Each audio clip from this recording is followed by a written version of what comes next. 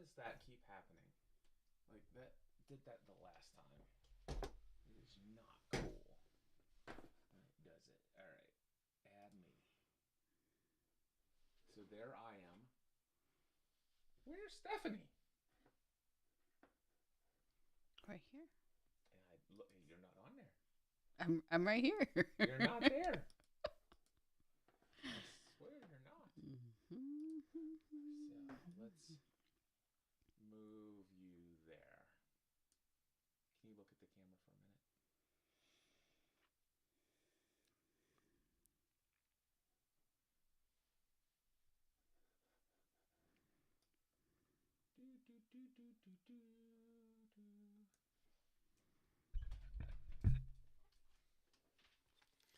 All right. You ready? You need to smile because we're just gonna go live. Oh, we're all right. Wait a second. Have we been live this whole time? Oh, that's fun. Oh, that's great. I love that. Did I say anything I shouldn't have said? No, I don't think I did. I don't think so. How long have we been live? I don't know. Well, hold on. It says here we've been live for 1 minute and 24 seconds. Fun. So much for smiling for that first frame of the video for the live stream. Hello, everyone who is watching on replay, and the 8 people who are already streaming live. It's Saturday, January 20th, 2024. My birthday. It's Cliff's birthday. Happy birthday. Thank you. Again. Let's see here. So, we are scheduled to go live on Saturdays. We haven't done it every single week since we've decided to do this. You know what? I think I'd like a little bit more light on you. Oh, no. Yes, Oh, yes, no. No. Yes. No. Yes. I don't need it. Right? You need that little golden hue. No. There. Yes, you did. Now I need a tissue. Now you need a tissue. Hold on. Her eyes are sensitive to light. It hurts.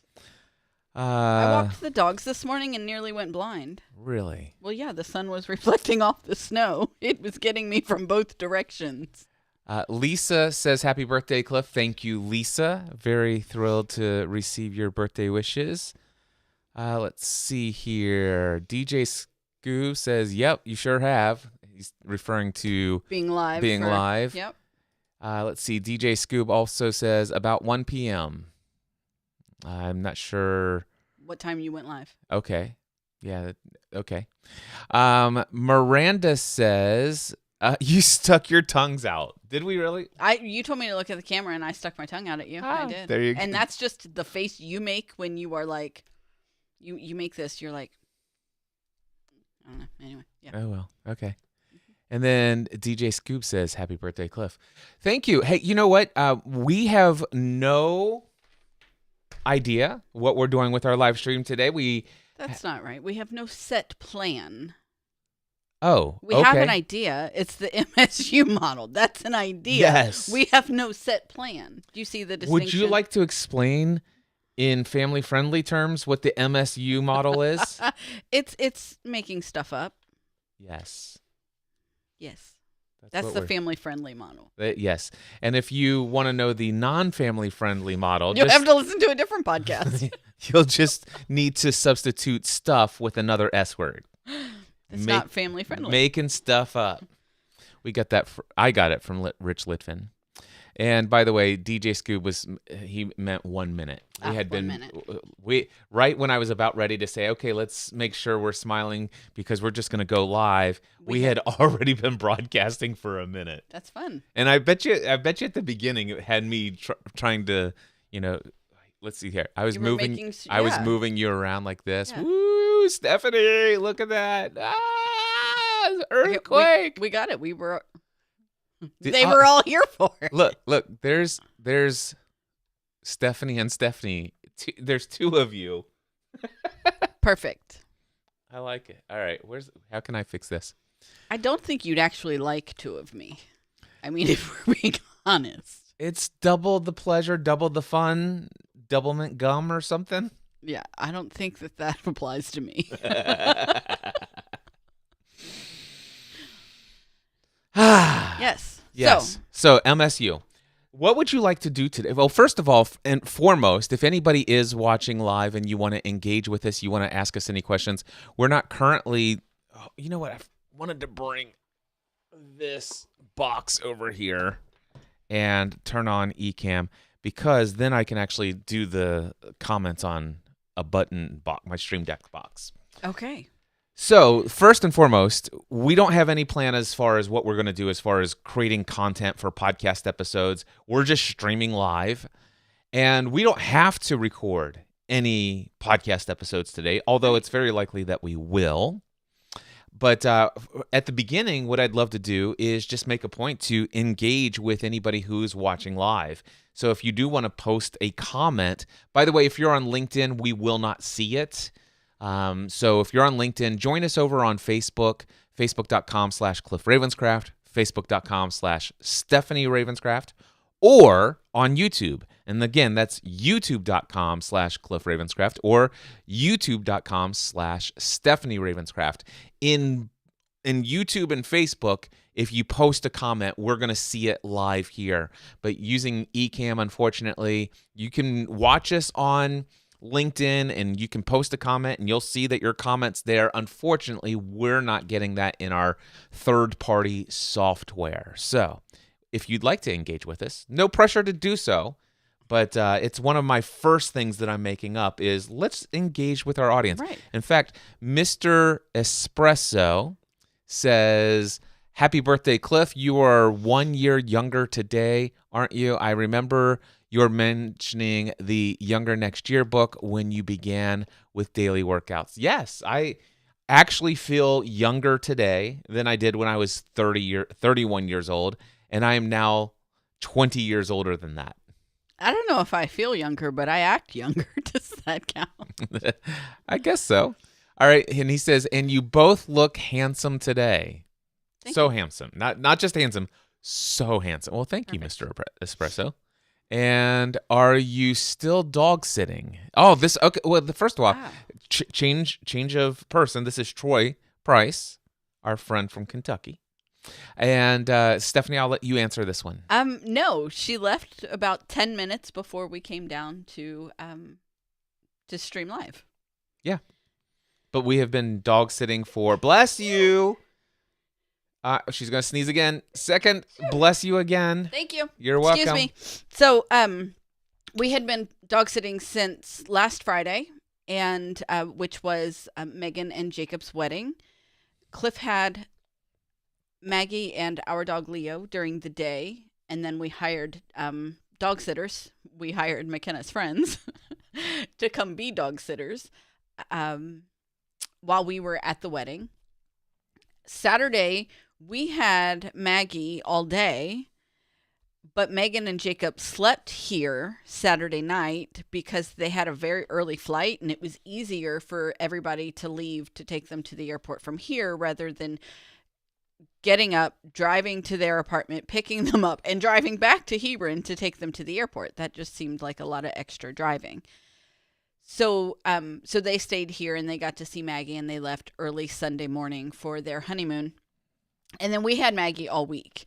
And once, I think it helped that she had been here since Friday, even though the schedule was busy and everybody was in and out Friday, Saturday, and Sunday. Like, those days were out of the ordinary. Okay.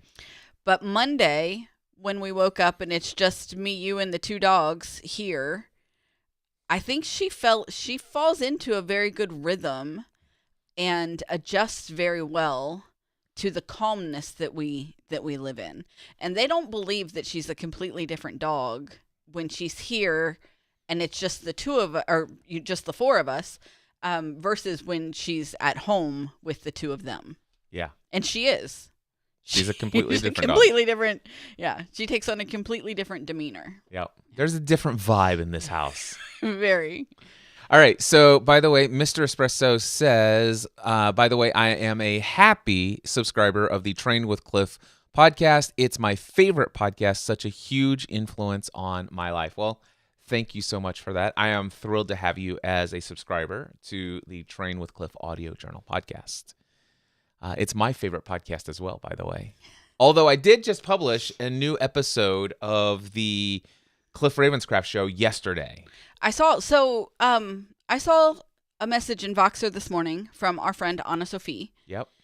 And she mentioned that she just listened to an episode that so is that what because I meant to ask you before, but now I'm thinking about it. So was it the Cliff Ravenscraft show that you Yep. and you told a story at the end and she's going to listen to it more than once? Yeah, so That's dedication. I can only listen to Cliff once. Well, okay, fair enough.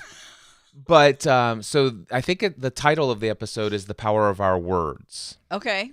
And the beginning of the episode is, have you ever had a desire to become a paid public speaker or to communicate in such a way that you can create radical, profound change in the way that people experience their life? Well, if you're interested, stick around. I want to tell you about how an investment that I've made that has enabled to me to do all of those things and more. So that's the premise of the show. I then talked about how I was first introduced to the SCORE speaker training conference materials, but how it all stemmed from my goal of becoming a paid public speaker and the journey towards that, getting invited to do the keynote for Father Roderick's conference. And it wasn't great in my mind, but I mean, it went well. And then my second paid speaking gig was for Michael Hyatt and Ken Davis for the Platform Conference. And I'm like, okay, everybody loved it. But you weren't confident. Well, for the first 2 to 3 minutes, I wasn't confident. No, not while giving it. Like when it was over, you weren't confident in your delivery. I was confident in my delivery. What I was not confident is my skill in professional communication. Okay. And so I had always joked, it's like, listen, I know I'm not professionally trained to communicate with certain public speaking skills, but what I lack for in skill, I make up for in passion and motivation and inspiration. And everybody seemed to like that. But what I talked about is the fact that Michael Hyatt was incredibly pleased. I still have my handwritten letter that he wrote me after that conference. It's right behind me. And but his business partner, Ken Davis, who is a professional communicator, has spoken to tens of thousands of people throughout his entire life and had at that point been training, it was either 20 years or 30 years, said, Cliff, dude, you have such raw talent for public speaking, and what you could accomplish with your voice and your ability to tell stories and your presence on stage, if you could just learn how to organize a talk in such a way that you could decide exactly what you want that audience to do and exactly how you envision it, that's what you will create in that audience's life. Right now, he asked me, he's like, hey, Cliff, what do you think was the number one insight that people got from your talk? And I'm like, well, there were 100 people in the room for that first platform conference. I'd say probably if you were to ask the 100 people there, you'd get about 75 different answers. There'd be a couple duplicates, but everybody would have gotten something else because I just told a lot of stories. And I did have a little bit of an outline. Here's the thing, but it was mostly just telling stories of what's possible with podcasting. And my whole talk was to persuade people to go launch a podcast. Whereas he says, we'd like you to continue to speak at our events, but on the condition that you would go through some professional speaking training, and we'd like to give that to you for free. And that's where I was introduced to the SCORE speaker training program. And that radically transformed my life. And as a result of that, I have had some pretty profound experiences, and I talk about that in the podcast episode. And now I'm routinely faced with people who say, hey, Cliff, I have this talk to give at this chamber event, for example, and it's coming up in 2 weeks, and I'm given 20 minutes to deliver a talk, and I don't have any 20-minute talks. What do you suggest I do? She goes, I have a keynote address that I've written around the subject of my book, but there's no way I could deliver that in 20 minutes. And I said, I'm going to tell you something that my mentor in public speaking told me, that if you can't deliver that talk in 20 minutes, your 1 hour talk is not good. And I said, and not only that, but I could teach you a method that I was taught where you could deliver your keynote with more power and more clarity, and everyone will walk out transformed as a result of that talk. And not only that, I'm telling you that you could give that talk not just in 20 minutes, but I could give it in 5. And she's like, people hear that, it's like, oh, come on.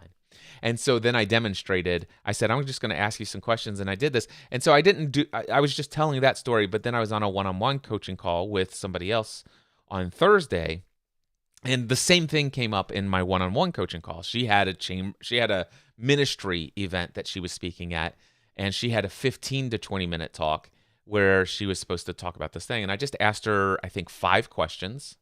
And at the end of 5 questions, I said, let's set a timer, and I'm going to show you that I can deliver this talk. It's your talk, not mine. I don't even know the subject, overall, but I know enough about it now that I can tell you right now, we've been talking for 10 minutes while I've asked you questions. And if you were to ask me to stand up on stage where you are invited to stand, whether it's 5 minutes or 15 minutes or 20 minutes, I could deliver this talk. And I said, I'm going to prove it to you by delivering it in 5 minutes right now. Never run through it before. And I hit the timer, and then I gave it. And so that example's in there. And then there is inside of there, I shared her reaction. She goes, wow, that's pretty impressive, but that's a lot of structure. And then the next phrase was, it's a lot of structure. And if I'm completely honest, whenever I see so much structure, my honest feedback is I want to know how I can break free from all of that structure. So, Stephanie, you are professionally trained as a public speaker through the SCORE speaker program. What did you think about when you were introduced to the SCORE method for outlining a piece of spoken material? And what has your experience been? Well, I kind of was like, how can I break out of all of this structure? Right? But when you follow through and you actually you follow the structure, you stick with the guideline, and I've given several successful, powerful talks by using that. Yep. The only thing that I learned in the SCORE method that I have been incapable of following through with in prior talks is standing still and not using my hands. Well, the SCORE doesn't talk about that. Your coach may have coached you on that, but that's not a part of the SCORE method. Okay, then it would have been. That was more of a personalized coaching piece of opinionated feedback, which it can be incredibly valuable. I did it twice. What? Right? Like we did the weekend. Yeah, we did a 1 day intensive. We did a 1 day intensive, and then we did the 4-day event. Right. We signed up for the 4-day event after the 1 day. So yeah, but anyway, that's the one thing that didn't jive with me, and I still have my workbook. I would still, if it comes to I'm invited to speak on a stage somewhere, I would pull out my workbook and I would go back through, because I'm not writing enough talks to have it like ingrained in me right now. Right. Now, one thing to say though is use it for my podcast. You could use it for your podcast. You don't have to. I knew where you were going with that. Because you have lots of talks. But one of the things I love about it is your Free the Dream 2018 conference was about the 5 stages of the entrepreneurial marriage. Yes. All right. From the perspective of one who is married to an entrepreneur, the spouse. It's actually the 5 stages for the entrepreneurial spouse or whatever. Or I think it really every was. Spouse of an entrepreneur can thrive and partner with their significant other by understanding these 5 stages of the entrepreneurial marriage, or something of that nature. Something like that. Yeah. So, and you put a lot more words to it than I did. I'm trying, but the thing is this. By the way, how often do we talk about your first talk? Yeah, never. Okay, and I just recited not to true. you. Hold on, but I just recited to you off the top of my head. Who was your intended audience? Yep. Well, first of all, it was an enabling talk which means that you were trying to teach people how to do that. So first of all, who were you trying to teach? I know that your audience was the spouse of entrepreneurs. That person that is the supportive partner, whether it's the husband or wife, whichever one is the entrepreneur, there's the spouse of the entrepreneur that sometimes doesn't get enough credit for what they bring to the table and the success of that entrepreneur. And sometimes sometimes they feel guilty about how much they're afraid or shocked and stuff like that. So first of all, it was every spouse of an entrepreneur can thrive and also partner with their entrepreneurial spouse, or can partner with their spouse and thrive in life by understanding these 5 stages of the entrepreneurial marriage. And I can remember there were 5. I remember there were 5. The first one was initial shock. The second one was acceptance.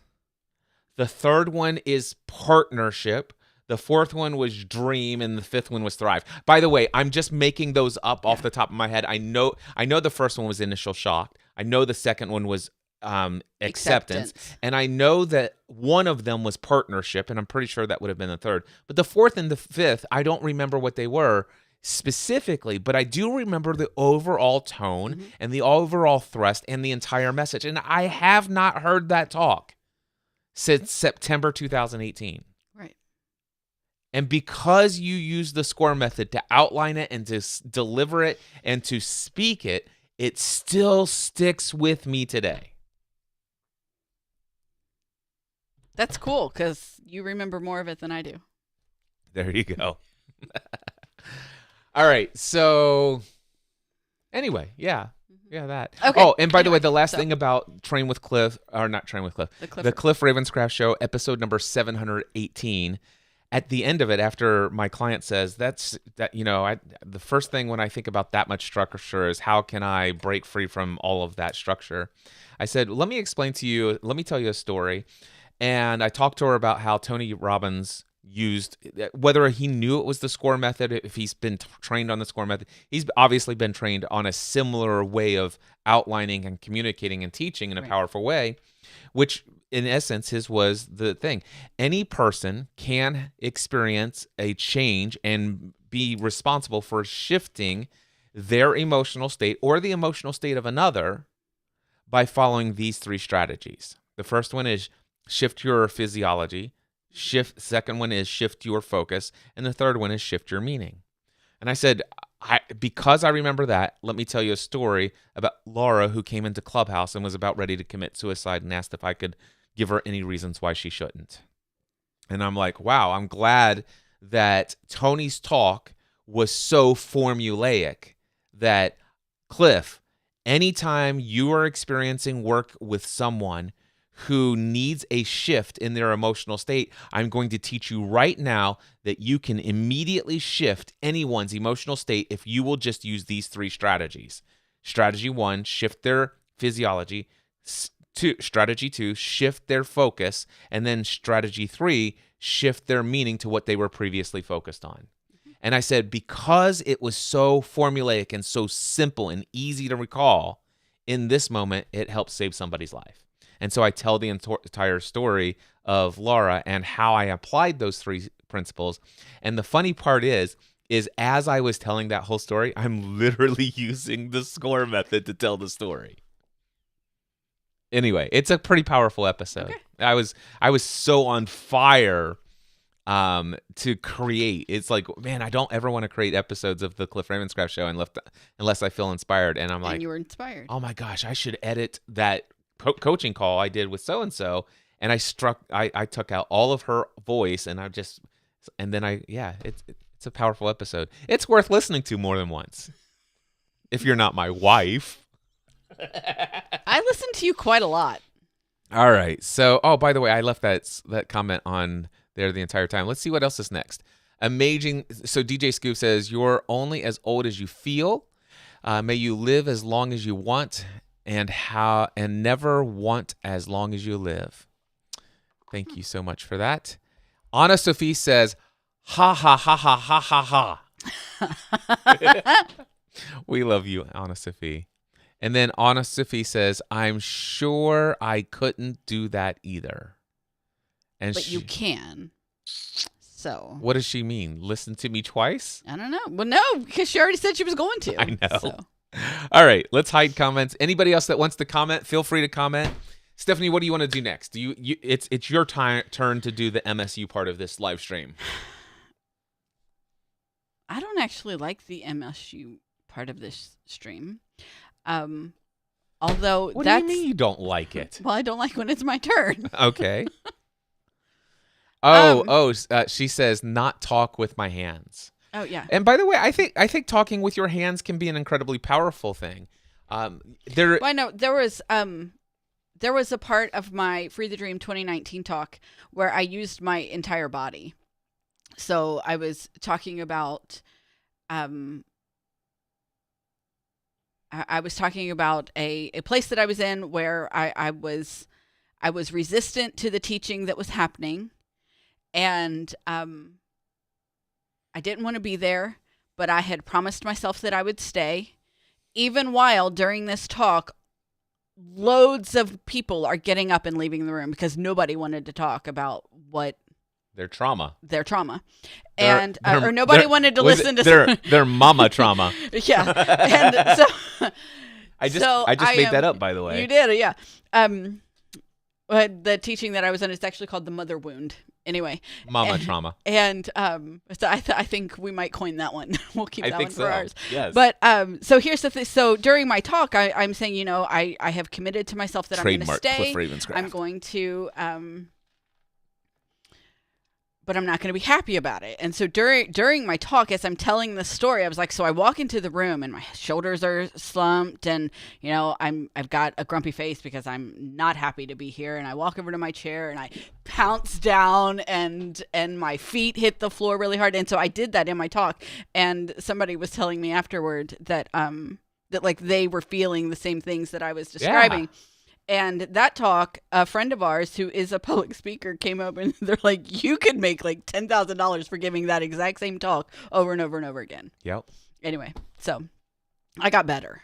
You did get better. That's the... Yeah, so whoever gave you that idea of not talking with your hands, that definitely is not a part of the teaching of the SCORE training speaker thing. The SCORE method is mostly about how to outline a talk and how to technically deliver it on point, keeping central theme, practicing it. And yes, there is a little bit of training in there about using body movement and things like that. But more than anything, it's about being intentional. Are you aware of what you're doing when you're speaking with your hands? So it doesn't make a lot of sense for you to say, I was sitting there and I was just saying yes the entire time. Right, because you're you're saying no. Like that is, if you're it's like, and you know what? And I just wanted to take it higher. You know what I'm saying? I just wanted to go higher. And this is like, what? How does that? No, I wanted to go higher. Right. I want to go high. I mean, like so high. You want to be intentional. But yeah, there's nothing about. You shouldn't be talking with your hands. Then by all means, talk with your entire body. I do. Put everything into this thing. I do. Go ahead. What are you going to say? I don't remember. You want to know what one of my favorite things that I learned? It's not a part of the official speaker training, but it is a part of something that I learned in one of my small groups. Okay. And that is... never walk on stage and do what almost every other communicator on a stage does. Thank you so much for having me. It's such an honor to be here today. You walk out and you get right into it. Yeah. And so I've adopted this idea, this philosophy. And it's that, people are introducing you and or whether there's music or not. Usually for me, there's the music that's playing as I walk on stage. And then everybody's waiting for me to do what everybody does. Hey, great to be here. Thank you so much. And I just sit there in what appears to be an incredibly uncomfortable length of silence. almost it's like, did he forget what he did he forget his lines? Did he forget this or whatever? But I'm just waiting for everybody to kind of just have this heavy anticipation of what's going on the stage here. A lean in moment. Yeah, a lean in moment. And the people who might be checking their cell phones, it's like, okay, wait a second. It seems awkwardly silent here. What's going up on the stage? I want to have that awkward silence. And we're talking about 10 seconds, 5 to 10 seconds, which seems like an eternity. And then I just start with a hook, if you will, a phrase. Like in one of my 5-minute talks that I had to give at SCORE conference one time, I talked about the fact that Jesus was an expert at saying no. So that was my opening line. But the thing is you can experience a more profound impact on people's lives and serve others better by telling people no and putting yourself first, And so I got up on the stage and I wait and I say, Jesus was an expert at telling people no. And then I went on with the rest of my story. It's like, what? That's not the Jesus I know. No, he was an expert at telling people no. And then I told the story of when he woke up early, went out to a solitary place to pray after he'd been healing everybody in the town. Came back and moved on. And the disciples finally found him. They said, hey, where have you been? They exclaimed, everyone is searching for you. It's like, you can read between the lines. Probably people from the next town over brought their sick people and all this, and people are waiting to be healed. And Jesus says, go tell them, no, I won't be there. I've been in communication with the Father, and I now know what is for me next. I'm going over here to do what is in my heart to do. Go grab our stuff and meet me there. And it's like he was not bowing to the expectations of what everyone thought he might do next. Mm-hmm. He knew what was in his heart to do next. And, you could just imagine the fallout. It's like, how will people perceive us? Do you know how many sick people that need healing are lined up at the door and they've been there all night long? And here you snuck out of the house in the middle of the night? And now you're telling it, it's like he was an expert at knowing exactly in his heart what was the next right thing to do. And regardless of the expectations of others, he was an expert at saying no to those expectations. Yes. Anyway, powerful Very stuff. Good. Fun stuff. Why does that not have the time on it? Which one? The top one. Fix it. Thank you. You're welcome. Well, provided it works. Well, it's a very old iPad, so I'm aware. Pretty sure it was mine. Give it about there. There you go. Is that good? Yes, it's perfect. Now you know. I use that now you know what time it is. All the time. All right. We still have viewers live. Wow. That's good because we're not recording anything yet. Any other comments? Feel free to put them on Facebook or YouTube if you're watching. Any questions you have, feel free to put them in here. If you're watching on LinkedIn, head over to YouTube or Facebook, and it's just .com/Cliff or Stephanie Ravenscraft. It's actually Cliff Ravenscraft or Stephanie Ravenscraft.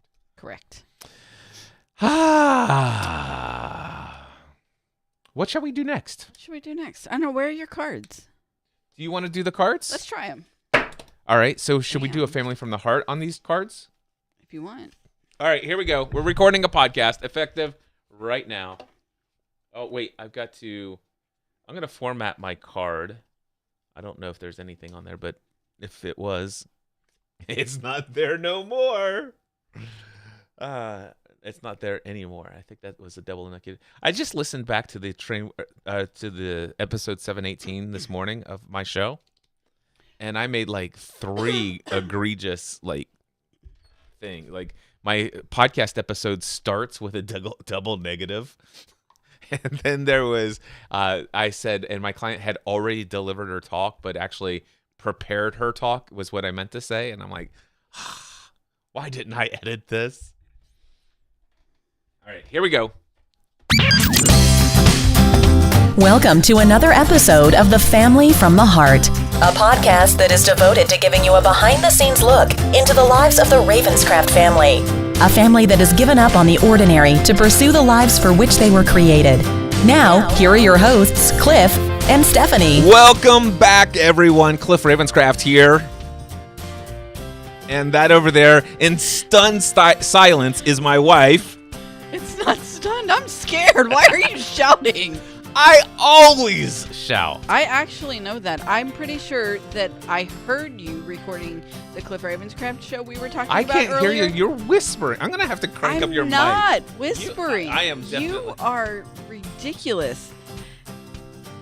Oh, keep That's going. the problem. You're shouting. I'm not whispering. I'm actually talking at my normal level. There you go. I just turned your gain up to 39 so I can hear you.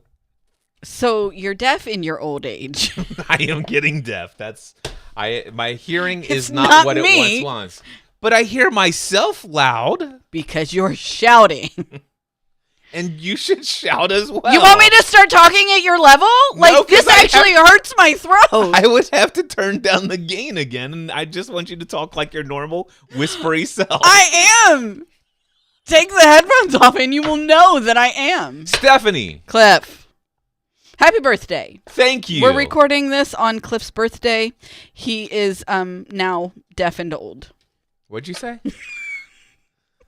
Clarence Snow says, happy birthday, Cliff.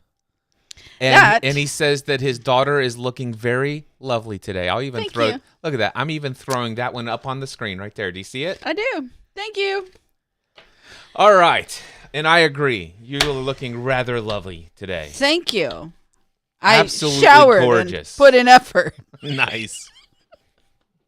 So, in this episode of Family from the Heart, we have prepared meticulously every aspect of what we're going to deliver in this episode. You are full of the MSU model. Actually, we have been streaming live for 37 and a half minutes, which is approximately 1.5 minutes more than we thought we were streaming. So the people who are watching the replay from the very beginning is like, what are they doing? We don't know. We didn't know either. So anyway, but we've been just kind of chatting with the folks who caught us live here. And I said, hey, what are we going to do next? And you said, how about we pull out the cards? Will you describe what the cards are? I would if I knew. Well, just describe. How would you describe it if you had to describe what's going on here? I would describe it as this very cool fidget toy that Cliff gave me a couple of weeks ago when we started recording live. He gave me this fidget toy that didn't make any noise. That's what these cards are to me. This is what I get to play with while we... Right. So I had developed my own set of what I call coaching cards or coaching resource cards. And I have tons of them. They're right behind you, aren't they? Yes. And so for those who are watching on the live stream, here are my coaching cards. And I have, by the way, this is just that stack. And then I have this stack over here. So every one of these are 3.5 by 5 index cards. And they have all of my things that I use on an ongoing, regular basis inside of my coaching sessions. And I like to be able to do it when I'm doing one-on-one coaching. I hold a card up and say, hey, have you heard about this? And they're like, no. And there's usually a phrase on there. And then on the back side of the card, on several of them, there's even more insight or more information. It's usually the outline of the teaching. And that way, I have most of it memorized, like off the top of my head. But just in case, it's nice to have just that outline of, hey, here's the 11-step formula for creating an online business. Like, for example, that one, that's over here. The 11-step formula for building an online business is in this deck. I know that step number 8 is create content. I know step number 1 is know what you want to create in this world. No, step number 2 is, I'm starting to, but you know what? I developed all that. That's my intellectual property, but I'd actually have to I used to have to go into my Notion account and I would have to pull up that presentation and then I would actually walk somebody through it. But now I can just find the card and easily walk them through the 11-step formula for creating an online business.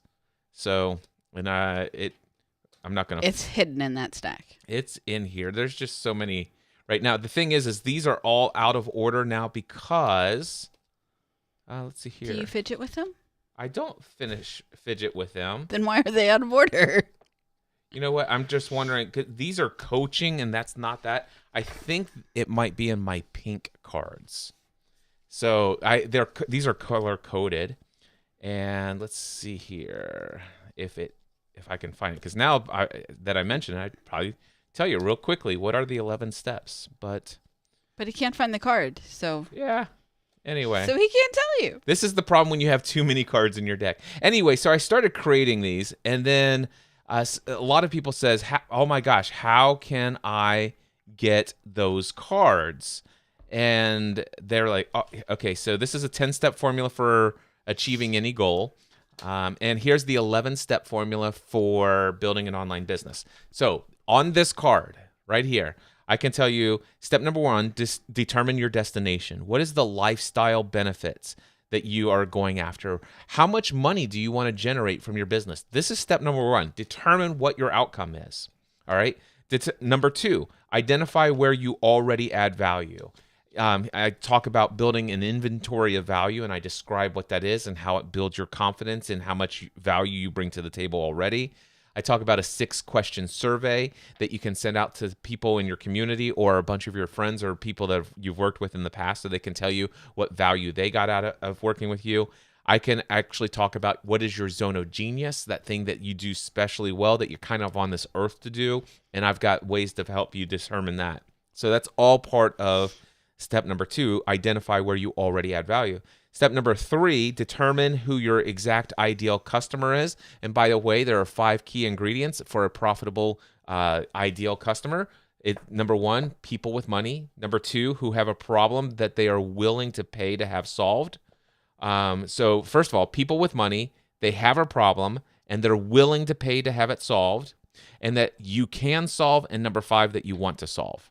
So make sure that you have that ideal customer. Step 4, learn about your customer's problems. You can do this through having conversations with your potential clients. You could do surveys if you have a larger audience of those people. And you want to pay special attention to the exact language that they use. Then number 5, determine your products and services that you will offer and also at what prices you will offer them. Step number 6, that's when you create your value proposition statement. So for example, hi, my name is Cliff Ravenscraft. I'm a professional and master life and business strategy coach and mindset coach. I help entrepreneurs who are aspiring entrepreneurs, well-seasoned and experienced entrepreneurs, advanced stage entrepreneurs, overcome any limiting beliefs, any thoughts, emotions, or actions or behaviors that are keeping them from living their personal life and professional life at the next level. And I do this through helping them evaluate what their mindset is. You know, can you tell people very quickly who it is that you help, how you help them, what it is that you do? That's your value proposition statement. Then step number 8 is validate and or modify your business model. You must go and make sure that people will pay you for that product or service at the price for which you have determined that you will charge. So you want to validate that there's actually people who have that problem, that they're willing to pay to have it solved, that you can solve it, and that you desire to continue solving it. And it's only after you do those 7 steps that I recommend that you create a website, a business card, and or a podcast or any other social media marketing assets. And most people fail in online businesses because they start with step number 8, create content, which includes your website and all that other stuff, your logo. All right, step number 9. Attract your ideal client. This is where we get into growing your audience. It's about how to connect with the right people who are your exact ideal client and how to market and bring those people in. Step number 10, it's then perfecting plans to market your business. This is where you're actually going to start scaling your marketing system or funnel, if you will. And then only after you've done that, it's time to build new products and services and start that whole process again. So anyway, these are just examples of these coaching cards that I have on my desk. And you wanted to know how other people do theirs. I wanted to know how other people market and sell their cards. And so storyteller tactics, if you've ever seen these in your Instagram feed or Facebook feed, I had these never heard of them until you purchased them, and now they won't get off my feed. It's like, but hey, if you want to be a better storyteller, this card deck can help you. It's going to help guide you in creating the most powerful stories. I've not done any of these card decks yet, but they're on here for me to investigate. But more than anything, I already got my hundreds of dollars worth of value out of these cards by seeing the business model.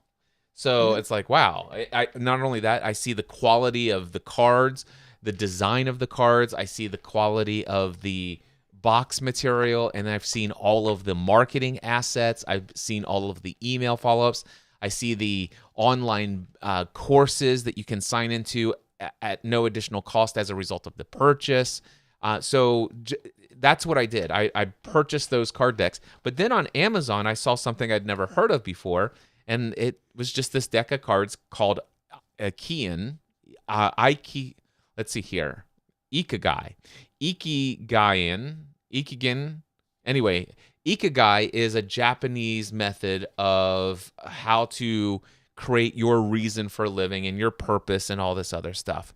So, yeah, anyway, I found these cards, and Stephanie was fiddling through them, and I said, why don't you pick out some cards for us to discuss, and that's what we're doing here today.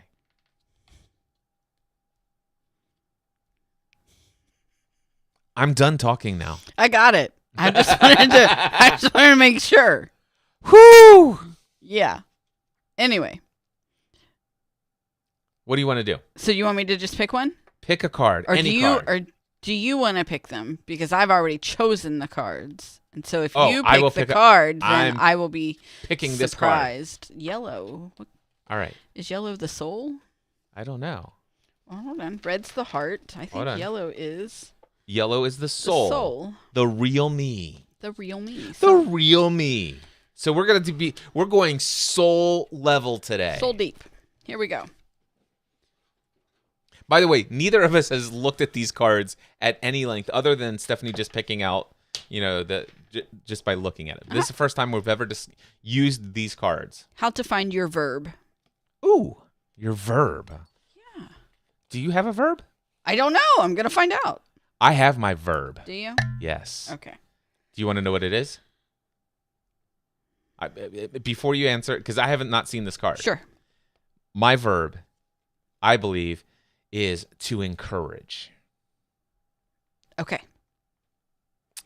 Imagine someone asked you to describe yourself with one verb. What would it be? Now finish the sentence. I have come to this world to... Encourage others. Well, you added a word. I have come to this... Oh, so I'm supposed to... Encourage. I have come to this earth to encourage. Yes. The example that they give is I have come to this world to learn. And then you would journal, like now write a sheet of paper and write down what you need to do to reach your verb. You already do that. And then you act and you find an opportunity to experience your verb this week. You do that. Okay. Okay. So what I'd love to do, by the way, Anna Sophie says, I guess you'd say educate. And yes, there are many verbs that I could use. I would say to entertain, but it's definitely not at the top of my list. But I do love to entertain. Oh, don't put that away yet. I want to use it for you. So I definitely entertain. I do educate, but neither of those are my primary. I do want to motivate, inspire, but the way that I do all of those things is first I need to encourage. And this is the first time I'm actually thinking about this out loud. But what does encourage mean? I mean, I know it in context of what I've always thought of and stuff like that, but I think of it now as I just said out the word encourage. And the one thing that I notice a huge theme is that what keeps people from experiencing what they desire to have in this world is almost always fear at some level.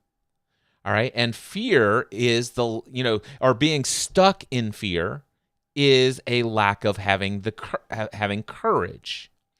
And if I think about the word encourage, what I'm doing is I'm helping them step into or in their courage. So I am calling the courageousness that is a part of their being, and to have them sit in the seat of the courage that is within them. Does that make sense? So Yes. When I really think about it, it's like many people are not interested in being educated unless they've been encouraged about something that they want, and then they're ready for the education of how to get it. So really for me, I have thought about this a lot, because if you look at my username on most platforms, it's Cliff EOTC, which stands for Cliff Encouraging Others Through Christ. And that has been Cliff EOTC, like when Skype first started, that was my first user ID. But it started in 1996 when Stephanie and I started a weekly Bible study group called EOTC, Encouraging Others Through Christ. So encourage, that's my verb. Very good. I'm glad that you came to that so easily. So Stephanie, I would like you to think for a moment. Well, I've been thinking the whole time you were talking. Okay, but I want you to now let me read this. Imagine somebody asks you to describe yourself with one verb. What would it be? Finish this sentence. I have come to this world to... Okay, there's only one word that keeps coming into my mind. I can't think of any other words because this one is so loud, and that is nurture. And I think when I think about when I did the Big Leap and I talked about what my zone of excellence is, my zone of excellence is to provide a safe, non-judgmental environment for people to come and be their true selves, and to be able to find their true selves, and to be able to break free from the things that keep them from being their true selves. So I think that still works in alignment with, I think that word, I think that verb works in alignment with what I believe I'm called to do. So nurture. I love that. And that is not a word that you and I have discussed when it comes to what it is that you do and stuff like that. And so this is actually pulling out of you something that gives you even greater clarity. Because here it's like, if I were to answer this question, if we wouldn't have thought about this as your verb, but if we were just to think about your purpose, what is your soul's purpose, if you will? I would have, Stephanie has come to this world to set women free, or to set people free. But set people free is not a verb. All right. Now, here's the interesting thing, though. I love the idea that it's actually, what is your verb? And it brought out nurture for you. All right. That came from within. And it does resonate. And as soon as you said the word, I'd not even ever heard you use that word like in any form related to anything you've ever done. But it is the actual epitome of everything that is what you've been doing as a mother, as a role model to the friends of each of our children, as to what you've wanted to provide in the family environment, in our community and family environment, and environment of our kids' friends. And also, it's what you've done for the women who were a part of your mastermind group and your one-on-one coaching after Free the Dream 2018. Nurture is your verb. I love that. Mm-hmm. And it did come from within. That's not something that I think about. I think that that can be a lot of people can feel like that is a negative thing, but it is not. And a lot of people can think of it as a negative thing. That does not track with me. So I'd love to hear. I'd love to learn what I'm you're coming thinking. from is that, like, sometimes when you think of a nurture, you think of a caregiver, or you think of somebody who is taking care of all of everybody else's things, but none of their own things. And like that's where my brain is going as I'm spinning through this. But by the way, can I stop you right there? Because when I think about encourage, I always I'm encouraging myself first. I'm educating myself first. I am all inspiring myself first. And then I use my lifting up. So nurture. Yes. You're nurturing yourself first. Okay, but I didn't learn that until Yes. I was in my 30s. And so that's what I am, that's where I'm saying what I was born and called to do was in me all along, but had a negative connotation until I learned to do it for myself. Right.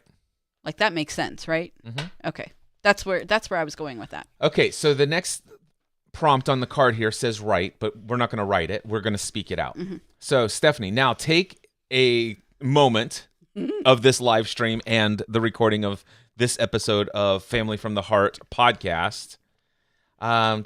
Take a moment and tell me, what do you need to do to reach your reach your verb?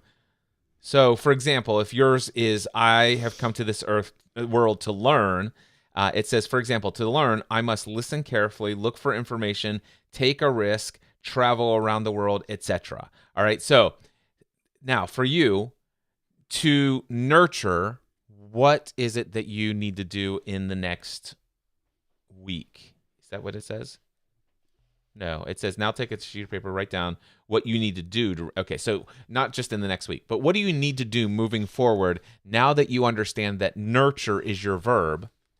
What are intentional things that you can do to nurture?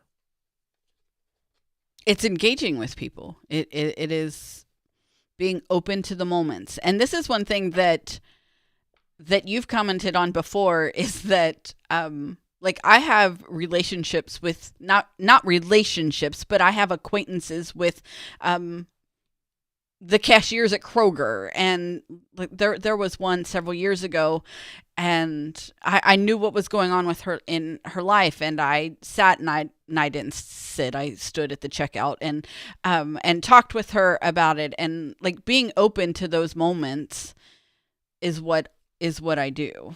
Yeah. And I would like to note that you did not say I nurture as a wife. So maybe I need to work on that. You said in my relationships with the women that I was coaching, with my kids and their friends, with your clients that came to your building an online business. Okay, so hold on. I will say this. You have been very nurturing to me in every way, minus the one way that is the most like highest love language of mine. Yeah, I'm not good at that one. I've tried. It's not that you're not good at it. There have been times when you have nurtured me with my love language, which is encouraging words. Yeah. But there's no, I mean, you have definitely been a very supportive and nurturing wife. But so instead of all the albums I bought you for your birthday, I could have just wrote like a nice word on a Post-it and stuck it on your thing or something. Like gift giving is one of the lowest of my love languages. The gift giving wasn't actually about the gift gift; it was about the vinyls. I know. Some of them I wanted. I know. It's good. And the thing is it's quality time is actually it's almost it's and up we do there. that. And the vinyls give us some quality time to sit down and listen to music together. So I like that. Yep. But yeah, I mean, no, I think you're nurturing. However, your adamant statement that my love language is sarcasm. Yeah, that was not mine. Just saying. I know. But I love you. And I That's good to know. Here's what I will say is that I give myself all of the encouraging words that I need to fill my love tank. So there you go. I am an incredibly amazing person. Yes. And I serve people incredibly well. That's very true. I do it from a generous heart. Mm-hmm. And while I'm not perfect and I make plenty of mistakes in many different areas of life, the reality is I'm always doing the best I can with everything I have to work with. I'm intentional about the way that I try to show up for everyone. Yep. And you know what? Doggone it, I'm a nice person and people like me. There you go. But while we're on the subject, if we were rating if we were rating our relationship on our love languages, I would be lacking as well. I know. It's Which one is yours? Is it acts of service? Acts of service. And trust me, it's dead. It's not dead. It's not dead, It's just but- not. It's just not. It's not at the top of my list. It's on E, but That's but not it true. still putters. It's Well, not yeah, true. every time it gets to E, you do something that'll bring it up, and then it's an E again. Like it. So I don't wait till it gets to E. I just wait till the little light that says the fuel's low, and then I do something. I don't wait till we're like stranded on the highway. I didn't say like E is the like in my car. It's on the needle is at like Yeah, so- right no. above E. No, when I'm my talking- light comes on. No, the light comes. Here's the thing. It might be the little needle might be above E. But when that light comes on, I don't know if you know this, but you still got another 60, 70 miles worth of travel distance on that thing. Actually, in my car, it's 39. Have you ran it out? You know I that? have. Okay. All right. Actually, I've not ever been stranded, but I have pulled in on 0 before. So Well, but here's what I'll tell you. I watched a YouTube video on this. I know. And there was a YouTube video, and every car's a little bit because you're the one who different. told me that I was okay. Yeah, absolutely. Now, It's when when it goes to 0, it says 0 miles remaining. You could probably drive to another gas station 15, 20, 30 miles away, and you'd still be fine. Not guaranteed because it's per car. From the same man who needed to get gas and had enough mileage to make it to Costco, but stopped and paid over exorbitant prices at the airport because he was not going to make it to Costco. Practice what you preach, buddy. I think it was before I watched that video. It was recently. Oh, was it? Yeah, it was like over the summer.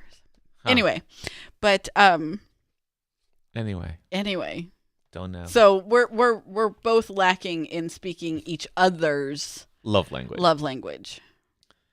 So, find an opportunity to experience your verb this week.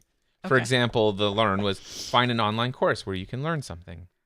So for what is an opportunity for you to nurture this week? What is one opportunity that you will do this next 7 days to nurture? I don't know. For me, I'm going to do coaching calls. You are. I don't have any on the calendar this week. But you do But have 2 on the calendar. But I do have 2 on the calendar, which I'm super excited. But I am so I signed up for an online coaching program, Yes, you did. and I will be in a small group, and I will engage in that small group, and that will be my. Like, I'm not just going to sit there and watch other people. Like, I will engage and be a part of it. Be a part and build Mhm. relationship Mhm. and begin that nurturing process. Yep. I love it. Perfect. That's our first card. That was a good card. Soul card. All right. So Clarence says, unfortunately, the positive words have never come easy in her blood. Line from her grandfather to her father. Been trying to, thanks to my lovely wife, it seems to come easy for who it comes easy for. Awesome. Yep. Well, That is true. but yeah, it's. That- I mean, it's not like you never give me encouraging words. It's just I think not. sometimes you think it's fun. I think I give you encouraging words all the time, Yeah. but you're always wearing your noise canceling headphones so you don't hear them. Thanks, babe. You're I'm welcome. very encouraged by those words. I'm going to start writing them down. Start texting them to me. Every now and then. Well, you do answer my text now, so that I was going to say you don't answer my text. But now that you've taken me off Do Not Disturb, you see my text, but you complain about seeing my text because I'm not on Do Not Disturb. Oh, Like gosh. everyone else. You know, the thing is I love the fact that I found a way for you to come through my Do Not Disturb. The only thing is, though, is every now and then I'm in a coaching session, and all of a sudden you and all of our kids and their significant others in Family Group Chat 2.0, you guys get on some sort of steamrolling text chain. And of course, I don't get anything notification, but every time you like something or you type something, it's like my phone's going ching, ching, ching. And I'm like, oh my God. It's our conspiracy theory. I think that's what it is. Hey, Cliff's on a coaching call. Cliff's We can- meditating. Hurry, let's go. We can chat now. Yeah. You're on to me. I am. Yep. What's our next card? Oh, do I get to pick it? Shouting again. Yep. All right. There's one gray and there's 4 red, so I'm going to choose one of the red cards. Okay. Do we know what a red card is? The heart. Oh, not that heart stuff. Yeah. Well, if we did soul, surely we can handle the heart. All right, let's do the heart stuff. What are your positive... Oh, I love this. I'm a very obsessive person. Did you know this? No, in 28 years, that's not something I've ever learned about you. What are your positive obsessions? I want you to think about this, Stephanie. Think about the last time you were so excited about an idea or positively obsessed with finding a solution for a challenge that you couldn't, so much so that you couldn't sleep. All right? Think about it for just a minute. That's not fair. I don't sleep anyway. All right. Well, it's not really technically about sleep, but I something know. where it's on your mind a great deal. Yeah. What was the last thing? Okay. Now, instead of write, I'm going to ask you to speak. Describe the positive obsessions and emotions these activities give you. Would you like me to go first? I would, because I'm still thinking. Okay. So, gosh, obsessions for me are like, I love I it. could name your obsessions. You got obsessed with ABBA and went into a deep dive of the entire group, their breakup, their like everything. I read the biography of all 4 members and Stig Anderson, their producer. I read the biography. It was like 43 hours of study into the story of what made ABBA ABBA. And in the midst of reading all of that biographical material, I'm literally listening to all of their catalog of music. I'm watching all of their recorded live concerts. I'm watching all of their music videos. I'm watching all of their interviews everywhere they've ever been interviewed. That was one obsession. Another obsession, I was just talking about it before, but my little coaching cards. You know, it started out with 3.5 by 5 index cards with black Sharpie marker. And then I'm like, wouldn't it be better if I actually typed these up and printed them on my printer? And then I'm like, wouldn't it be better if they were color coded and printed on color index cards that didn't have the lines? And so I researched that. And wouldn't it be better if they were laminated so that if I get my thumbs on them, it doesn't smear the toner off of the card? And, wouldn't it be better if these were rounded? Wouldn't it be better if I actually redesigned these with thumbnail images? Hey, wouldn't it be and yeah, so I got a little obsessive down that rabbit trail. And currently my obsession is vinyl music. Yes. And before vinyl music and between cards and vinyl music was my obsession about creating Notion databases. Right. Now, Okay. but real quickly, describe the emotions and activities that these give me. It was all about, wow, what am I? So for me, why was I obsessed with ABBA? I'm obsessed with what made them successful when so many other artists don't reach that level of success. And what I loved about it was learning how every single one of those individuals, all 5 of them, Agneta, Anna Fried, Bjorn, and Benny, and Stig, all of them, from the time that they were kids, decided that they would actually have an incredibly successful music career. And they never once gave up on it, no matter how many obstacles. And so there's in all of my study of anyone who has succeeded that we now know as the biggest, most famous and all that, there's a similar theme among everyone. It's like they had a central purpose and a central dream, and nobody could ever talk them out of it. And they manifested that success. And so that's what really obsessed me there. It's like, wow. And you know what? That's how I've gotten everything that I've got today. And I love this. And so that's what that was about. When it came to coaching cards, it's like, man, I wish I had easier access to when a coaching client comes here and says, hey, we've been meeting together for so many months. You've already helped me with everything I've helped you, hired you for. I don't even know what to talk about today. No worries. pick a color, Pick a color. and I'll pull out a card. And I'll tell you what, we will have a transformative experience. And I loved doing that. And it's like, wow. And then I'm like, well, gosh, I could create all of these different cards. And so it's just such a reminder. It tells me, it's like, man, this represents hundreds of thousands of dollars in personal and professional development. I didn't even know it until I had these cards and started doing this. This was all in digital thing. I mean, by the way, these are the cards. This is the stack of cards here that have already been printed. These are the stack of cards that still need to be printed. This right here, hundreds of thousands of dollars and countless hours, tens of thousands of hours spent mastering these things. And I'm like, whoa. And the emotion that it's the number one, it's the confidence that it builds in me to know how much experience, knowledge, wisdom I've gained throughout the years.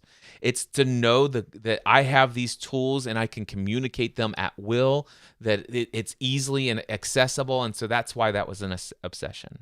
Anyway, so I could go on, but this is what these activities, these obsessions have provided on an emotional level, which made them an obsession. All right, so now have you come up with yours? Mm-mm.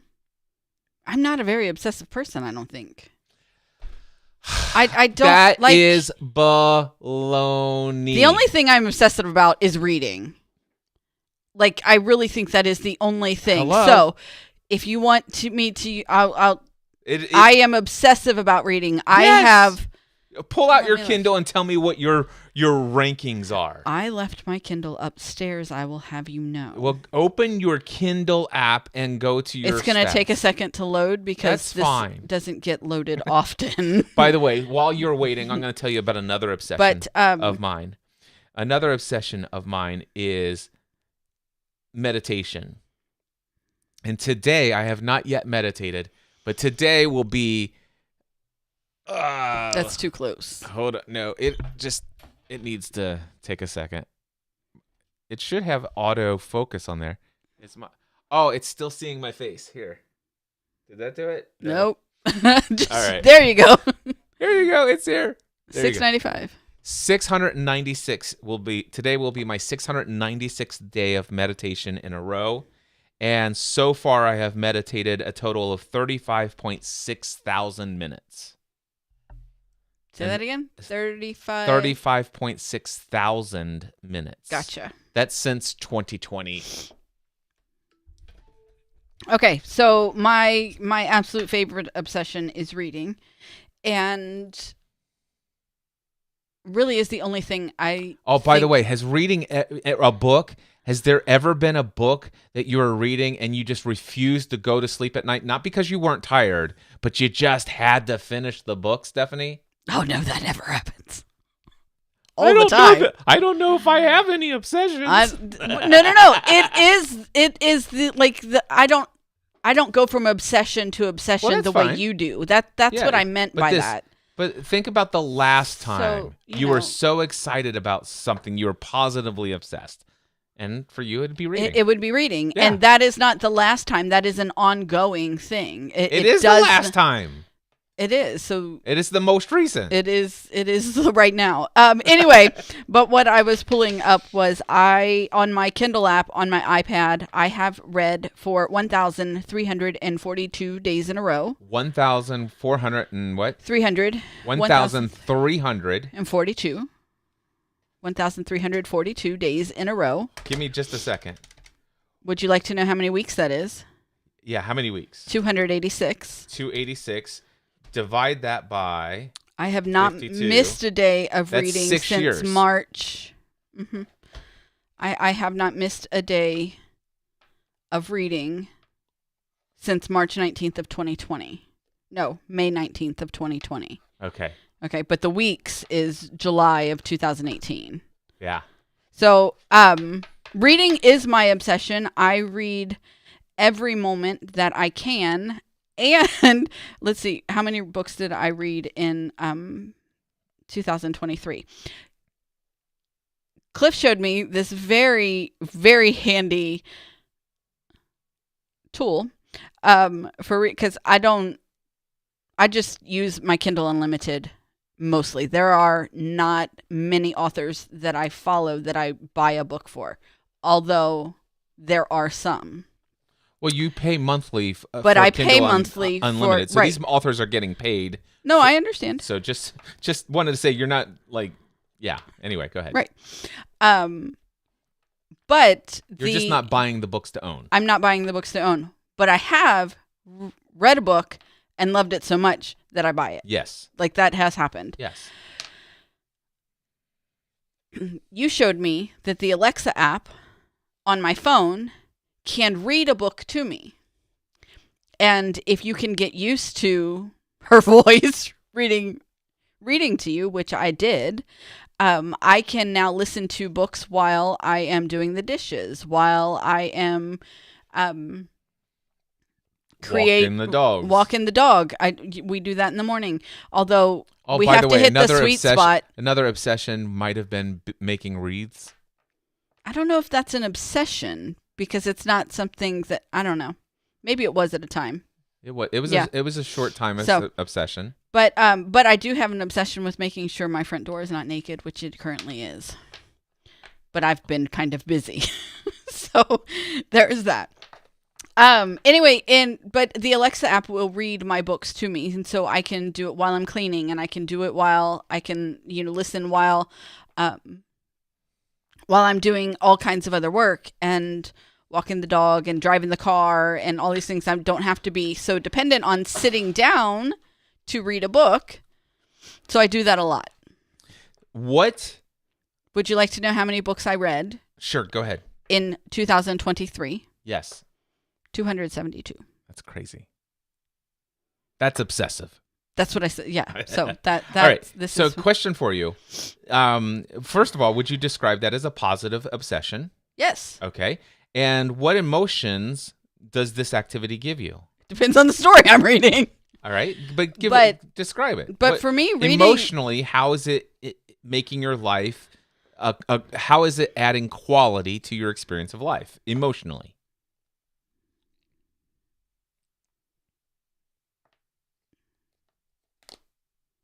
it keeps me in my happy place. It gives me a place to escape to if I don't want to deal or things are too heavy to deal. I can take a time out and do that. I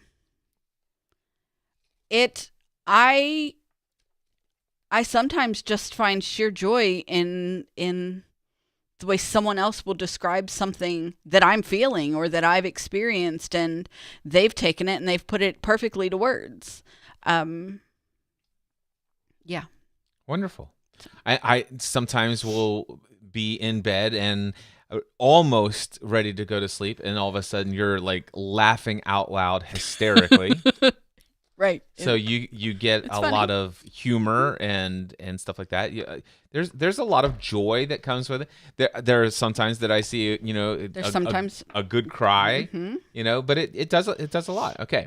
So plan an exciting activity that awakens the desire to move forward. Let's see. Plan an exciting activity that awakens the desire to move forward. Whatever happens. Plan an exciting activity that awakens the desire to move forward. Whatever. The thing is we already have a desire to move forward. Yeah. No, I don't think there's any need for either of us No. to awaken that. No, I'm going to act. The minute we're done, he'll do what he's going to do, and I will go read Yeah. until it's time to go to your birthday party. My birthday party. All right. Which is simply dinner with his parents and our children who are in town. But he called it his birthday party. I did. So- It's my birthday party. Are All right. these three we're saving for later? Yeah, we're going to do those another time. Okay. Yeah, we're going to wrap up this episode of Family from the Heart. Very good. We showed up. We encouraged. We nurtured. We're done. Been there, done that. Moving on. Good grief, man. Need a new obsession now. Yeah, right. Fun stuff. You're still heavy in the vinyl obsession. This will last for a while, and Well, it will last for a while, but the thing is what I'm loving about it. Even when you go onto a new obsession, we still get to enjoy the benefits of having this growing vinyl collection. So what I envision, and I definitely do not expect anybody who doesn't want to just do this because I want to do it, but I envision a time like where Megan or Matthew or McKenna, and it's like I just see us hanging out in the loft listening to an album together. Yeah, that's what Cliff and I have been doing all week. Yeah, that's so awesome. I'm looking forward to getting some albums. There are a couple of albums that are more in line with what I have envisioned. Like there are very few albums. Well, of course, I got one today. So today for my birthday, Stephanie gave me the Eagles' Greatest Hits Volumes 1 and 2. And there's only 3 songs out of 4 sides or there's 2 LPs, and out of all of it, there's only 3 or 4 songs that aren't among my favorite Eagles songs. So I love it when there's an album that I could just listen. I could drop the needle and know that this is just a enjoyable listening experience. Now, of course, I've got the ABBAs as well, but I don't think anybody else loves ABBA as much as I do. But the Eagles are amazing. I don't know. The girls might. Yeah. I don't know. Anyway, but there's, of course, I doubt very few people will want to listen to the entire Violent Femmes. That's what. So I don't. Did you say that I gave you a new album every day this week? I don't think I said it here, but Stephanie's been giving me a new album every day this week, except for one day she gave me a book from these 2 guys that are a part of Outlander, and it's about Scotland. It's an almanac, and it's up there for me to read while listening to vinyl. Yes, but so the point is that I've been giving him these albums all week, and they were given to him like strategically so that, the ones that I wanted to listen to with him would be given on a day that we had time to listen. But like on the day that I knew I was going to be out of the house, I gave him Pink Floyd. And I was like, here, listen to this while I'm gone. I just want to tell you, I'm so glad. By the way, I do intend to get Pink Floyd Dark Side of the Moon, the actual album. But I love the fact that you got the Dark Side of the Moon live at Wembley, because it was so pleasurable to hear that played in a live environment. Good, I'm glad. And it was incredibly delightful to hear that. I would never use the word delightful to describe listening to Pink Floyd, but Really? that's just me. See, by the way, Dark Side of the Moon, and let's see here, The Wall, I could listen to those, and then Comfortably Numb, whatever. I think that might be the name of the album, but whatever album actually that could be on the wall. Anyway, there's another one from Pink Floyd from years ago that I used to listen to all the time. I'm a huge Pink Floyd fan. Didn't know that. I am. Yeah. But I'm also I'm also looking for, I don't know what it is, but I'm looking for something that is acoustic singer-songwriter just from beginning to end. Like no rock, screaming, none of this whole rock, like electric guitar. I really love some of my favorite concerts that I've gone to with my dad are like super popular rock stars and stuff like that, but they're just traveling by themselves these days, and they just get up on stage. And there was at least 3 different artists we've gone to where it's just that guy and his guitar and a microphone, and he tells the stories behind the songs, and he'll sing it acoustically.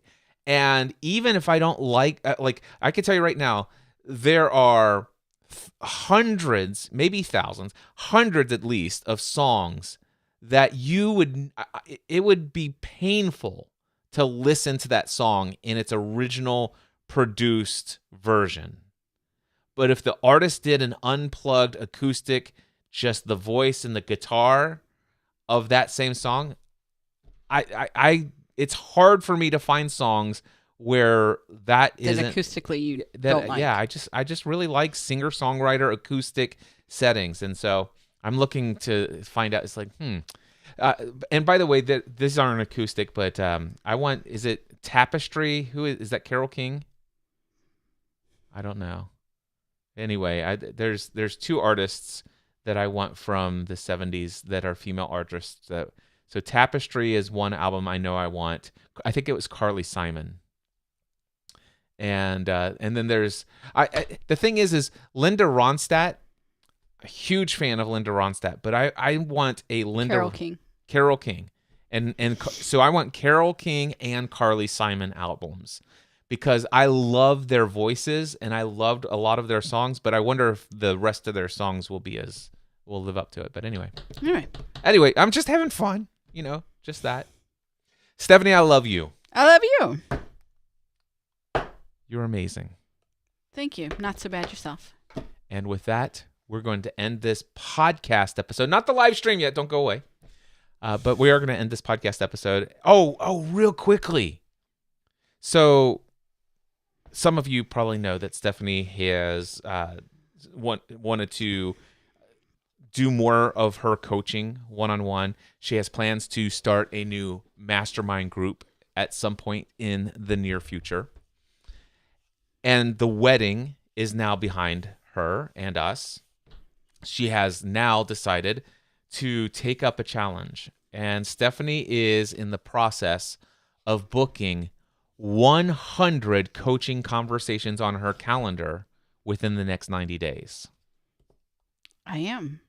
And yesterday, we crafted an email or a message that could be sent via email or Facebook. And we sent it to everybody who was on your mailing list. Mm-hmm.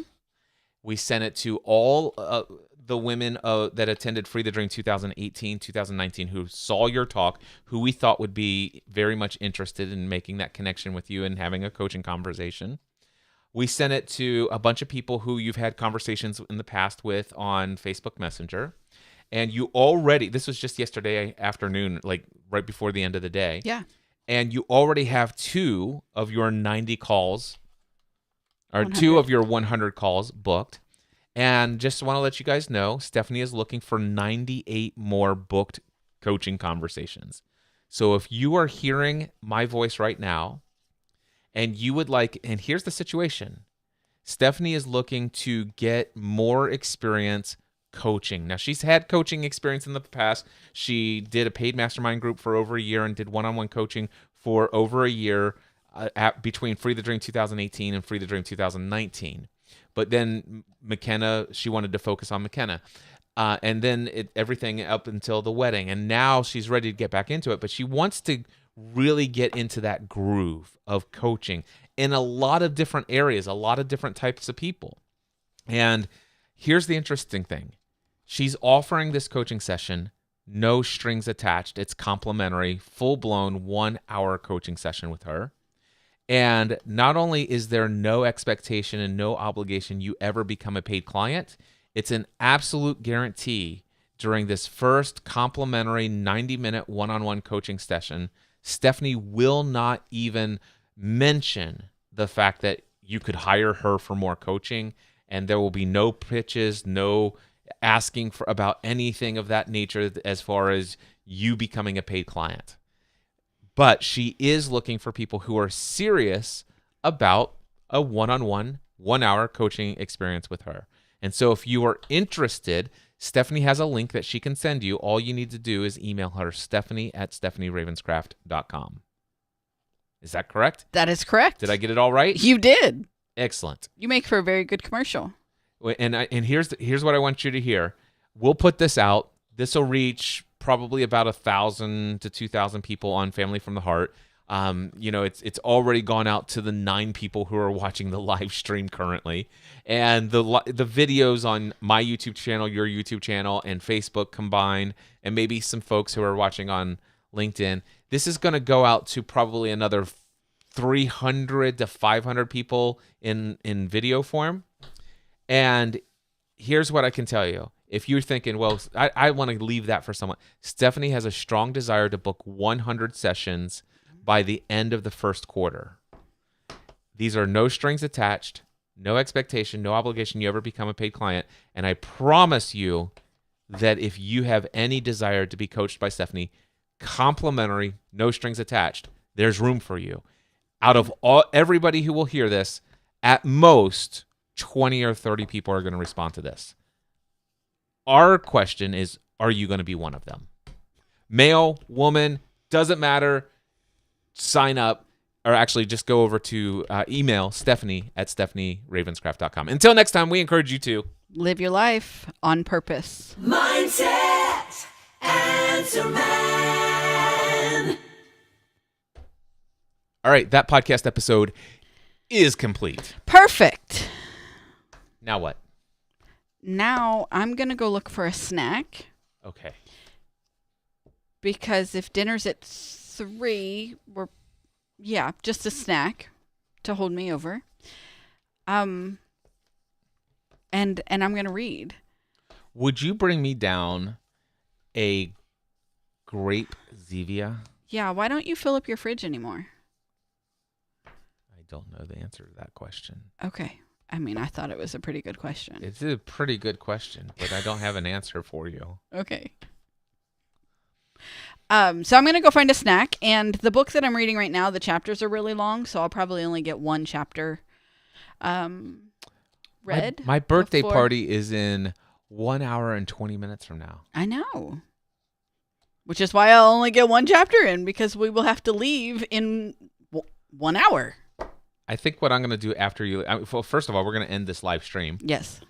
And then I'm going to record my super secret, private Train with Cliff audio journal podcast. Very good. Yep, that's what we're going to do. Super secret. Super secret. It's behind the scenes. It's where I just lay out all the juicy details. The stuff I don't want people publicly to know. I'm just kidding. I know you are. Trainwithcliff.com if you're interested, by the way. Very good. This was fun. This was a great time. It really was. I'm so glad you stopped shouting at me.